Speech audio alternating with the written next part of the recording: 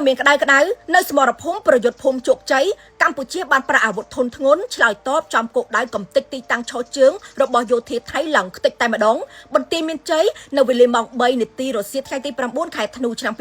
2025កងកម្លាំងប្រដាប់អាវុធរបស់កម្ពុជាបានប្រើប្រាស់អាវុធធុនធ្ងន់គឺ BM21 គឺឆ្លើយតបទៅកាន់ភាគីថៃដោយកំទេចចោលនៅគោលដៅដែលទាហានថៃឈរជើងនៅទល់មុខភូមិជោគជ័យឃុំអូ3ជាន់ស្រុកអូជ្រៅខេត្តបន្ទាយមានជ័យគឺជាដំណឹងល្អមួយបាទនៅអានសេះវិញបងប្អូនគឺថាតបថៃដកថយបងប្អូនគឺថាឡើងក្រៅតែម្ដងគឺថាគេហៅថាអតេបងប្អូនណាខ្ញុំអាចនិយាយចំបាននៅ TikTok Facebook វាចាប់គឺវាអតេទាំងអាមេតបថៃនឹងទៀតផងបងប្អូនគឺថាសៀមបងប្អូនណាហ្នឹងហើយហៅវាថាសៀមព្រោះថាខ្មែរយើងធ្លាប់វាយវាឡើងរៀបអញ្ចឹងបានខេត្តសៀមរាបហ្នឹងមានឈ្មោះថាសៀមរាបបងប្អូនឥឡូវនេះគឺថាវាយវារៀបទៀតហើយបងប្អូនយើងចាំមើលកំដរវាលេងជានិច្ចបងប្អូនហ្នឹងហើយចង់លេងជាមួយប្រទេសអ្នកក្រហ្នឹងហើយឥឡូវវាទទួលបានជាមួយនឹងការដកថយឡើងញ័រជើងតតាត់សពទៅរាប់រយរាប់ពាន់នាក់ឥឡូវនេះគឺថាក្រាលមែនតែនហើយក៏យើងលេចលឺដំណឹងមកថាចាប់បានជាមួយនឹងទាហានវានៅរស់ទៀតបងប្អូនគឺកុំដោះលែងអត់មានការដោះលែងទេហើយឥឡូវនេះយើងចាំទទួលដំណឹងបន្តអាប់ដេតពីខ្ញុំបងប្អូនហើយបើសិនជាបងប្អូនចង់ដឹងព័ត៌មានលឿន